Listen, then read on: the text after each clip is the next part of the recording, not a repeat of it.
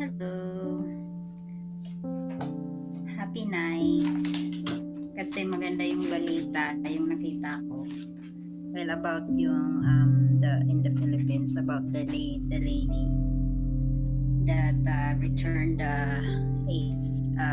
Sap money because I think didn't realize that she was already a four-piece recipient. So yeah, so that's inspiring. So yeah, I know Filipino have a good heart, but not everyone. Just so it's happy to know.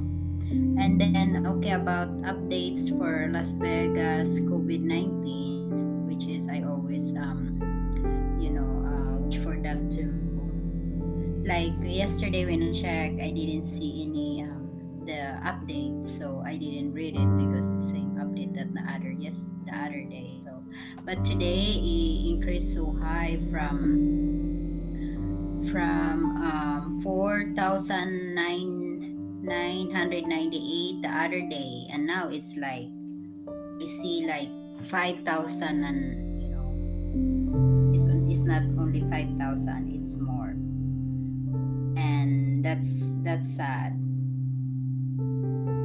Like 5,311 just Nevada itself. Talking about Nevada because I know in the Philippines news they talk about the whole world. So I don't talk about it. But I have the that's for United States itself. The whole United States, it's 1.18 million of confirmed case of COVID-19. So it's really sad. And it's, Nevada is 5,311, and that's a lot too. Even though here in the US, they don't really interact, like not anymore, because everything is drive through. You go to the restaurant, everything is drive through. Everybody they're wearing a mask, and nobody really spend outside. So it's really sad how did this month for just over like 2 days ago from 4,998 the last 2 days ago when I dates on live, and now is 5,311 confirmed, and it raised up like few of deaths, 257 deaths here alone in Las Vegas, in Nevada. So it's really sad. But yeah, but anyways, same thing. We have to keep praying. Hopefully, this pandemic is really gonna end soon. Lord. But we're just reading this code. So like the people that from Las Vegas, they have an idea what's going on also in our town, because like in my from country. So if they say this, yeah, like what have confirmed that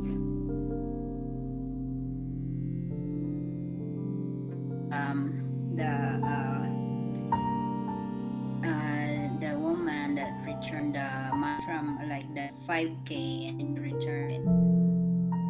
So it's a good it's inspiring, really inspiring. So hopefully, if you are already but I understand, because I heard like from other in my hometown, I heard they already have a pension, and they still have their name on the list in the barangay. And well, of course they have their own way to help out. So let's say if they receive another 5K and they have a pension, or they have a forfeit, sometimes they don't really go publicize, they just give it to someone else. like help out. So it's a good thing too. Filipino, they really help each other. You can see mostly Filipino, even a little things, they really help. But it's better to do this way, so that way it's more inspiring. So it's more people can see. Oh, okay, so yeah, so it's good. So at least it creates your credibility like that. Like I know this indigenous people like the Aita, they really they might be we can see like they might be they look like poor, but their heart, it's really, they really have a big heart. Because like I remember watching YouTube from other YouTuber vlogger, they got this COVID-19 already. So the house was burned out, and then this Aita, the lady supposed to sing the what do you call this, charcoal uling, the one charcoal, we call it uling in the Philippines, one box of charcoal. And you know how much we buy that? Like I remember buying it like 250 pesos when I go home, and then you wanted like a grilled fish, so you have to buy a charcoal. So, for you to be cheaper, so you have to buy one sack. So it costs 250. I don't know, but I'm talking about like what, 4 years ago, 6 years ago. So I'm talking this thing now, so maybe it's like 500 the sacks already for charcoal. And then so instead of her selling it, she decided to just give it to the family that the house was burned because of something happened under electricity, which is always it's relevant to the Philippines. It's always happen like that. That's why me, I'm always worried in the house. Like I always ask my sister, like, you guys need to check. But I know I have that. I have the electricity settled already, and I spend money to have the separate connect for the heater or for the air condition. I remember I did that, but this is like 10 years ago. My daughter, she's already turning 20. So I'm talking about when they're younger, when we're coming, when we keep going home to the Philippines. So yeah. What else? Oh, I was listening most of my time now.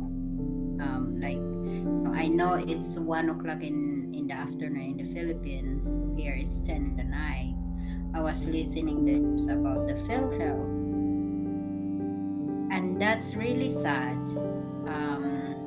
That's really sad that they're trying to make it so high for the OFWs. And I know that we're like me, OFWs too. I send money home every month, or sometimes every 2 weeks when my mom's still alive. And my dad, I send every time. As soon as I get my check, I send money because I don't want to let my mom wait for the medication or whatever. But life is short. We only borrow our life, so it doesn't matter how much you give the medicine and everything. And they really, well, at least we try our best to help out our parents. So that's matter. But every time we talk to about it, I'm always I feel my heart is like crying already. So I don't know. I think it's just because I was thinking, I hope they're still alive. So I think that's why every time I talk to about it, parents, my heart is already crying. But anyway, yeah. Back to PhilHealth. It's really sad that they're doing that right. Whatever right now they're doing about like 3%, and then they raise like point 5% for the whole year increase. Just so I heard also that they're working of it. So hopefully, if they're working of it, hopefully it goes down to it's really affordable. It's like used to be. So I hope they're not making it up because the COVID-19 they spend a lot of money, but they have a lot of money. The secretary he's talking about for what billions of money for just failed yourself. So it's no reason to make more money now for the OFWs. I understand that they because I read also that they really I don't know if they really enforce it to pay for field health when they're gone, but they're saying about their family. So it's right.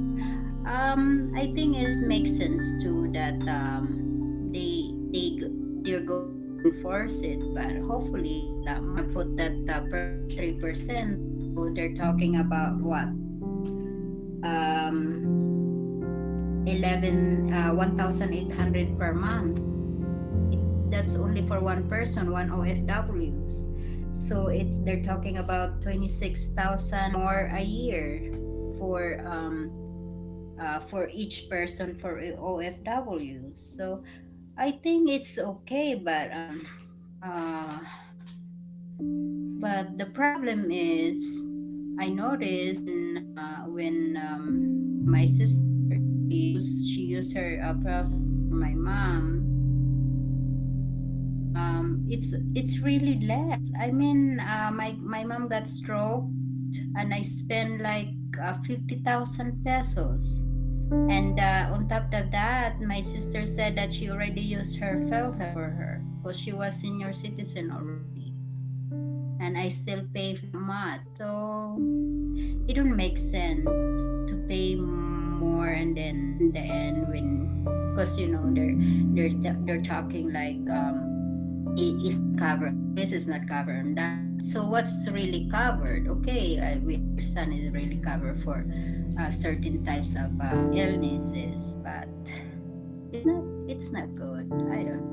I really get it, but they just get my attention about because we're in abroad, so get my attention. They have been Facebooking about it, and of course we don't make money that how much they think. We struggle too because we pay bills too, like well, I think OFW they have their free because they stay in their own boss, so they stay in the house, or they have a room for that, so they don't need to pay for it. But they make little every month. So it's just sad to know that they're changing this felt health rules that they have for, and then for this. Well, I don't understand, but anyway. And then about the franchise for every CBN, and it's well, I think it's for my opinion, I think it's good also that government can run the network. They're gonna make a lot of money. To think, how many billion pesos or working dollars now because they're making a lot of money. ABS-CBN. So once if it's already government gonna run it, because they didn't they're talking about the franchise gonna end this month, even today. So yeah, I'm gonna make a lot of money since the government giving a lot of money to the people for this time around. So it works too. So I don't know. I don't really know what gonna happen, but it's just fun to watch that. Like I'm watching the. I don't want to do the whatever the station, but they were on live also, and they're talking about this about the authorized temporary whatever that called for they get the franchise. But it's been talking about that like even before COVID-19, so I thought it was already settled. And yeah, tapos ano pa, you know, it's really sad. But, oh well, I think it's a good idea if that really gonna happen, that the government can run the network. So I guess the government can make a lot of money while it's President Duterte is still the president, because you can really tell the difference between the different presidents. This administration, I noticed they really they don't make themselves too rich, because imagine president, their house is just a regular employee's house. It's not like a mansion, so they don't even have a big house. They spend a lot of money. So you that's why Filipinos we really trust on his administration, because most of the Filipinos really can see how their lifestyle. So you know that they're not getting money. They're really spending money for the Filipino people. So that's why it's really that's why they had a lot of Filipino support on him. Even though they have a little critics, but they have more people that support on his administration. So hopefully, if that is happen, like they're gonna run the ABS, they're gonna have a lot of money cover up how much and for this pandemic time. That's a good part. I was like, wow. I was thinking and I was telling, and I like, wow, if they're gonna run the network, they're gonna make money and cover the money that they spend, so they don't need owe money from the other countries. Like what we're saying, that we owe a lot of money from China. That's why he cannot say nothing to China. But even here in the US, I mean, America didn't owe. I don't really know as much as I owing money in America to China. But our president here, you see in the news, he don't criticize whatever. Okay, because you know how like in Philippines, the Filipino culture, like, o kaya hindi ma-criticize ni President Duterte ang China, it's because we owe a lot of money from them. I think it's true, and I think we're not sure. But because what we heard in the news, it's more they already planned. It's planned already. They're not gonna come out in the news without yung usapan muna or talk about it when we're gonna come out. But well, if you want to know, US, I know US is it's really that's why everybody wants to come here, because it's really a good country. So I know we still have a lot of people here that they don't get their unemployment, but then they say they're hungry. But it's not much like other countries, like our country, Philippines, the other big country that's a lot of people that is really in poverty. Like in China, you know how many Chinese people that they're hungry like than us.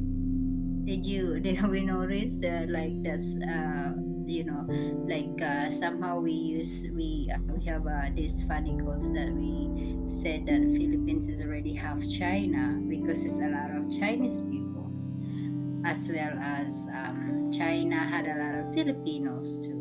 So yeah, it's just I think it's not that ano ba yan, na parang gusto mong sakupin na yung bansa. I don't think it's that. It's just like where you go, they had a lot of Filipino that goes to China, that they get their life better and they have their own family there and they stay there. So yeah, know for a fact that we have a lot of in China also they got a lot of people are hungry too. So just like same in the Philippines and other country. Yeah. Well, yeah, back to this fair health. Hopefully this is really gonna resolve really soon because, like I see, they're for sure they're trying to push this to everyone, whoever comes home, OFWs. And 3% is 3% of their 3% of every month, 1,800 pesos a month. And then let's say if you're in how much only they make if they're in what in Kuwait or in Singapore. Yeah, I guess it's okay, but like I remember my cousin told me she only make like 27,000 a month in the country that she were. So I said, "Wow, that's really sad." And then she sent twice a month to the family because it happened that she got a lot of siblings. So this is really bad. Well, that's all for tonight. I like to do before I end my live streaming, I always have quotes, inspiring quotes. It's inspiring quotes or God's thing I always have.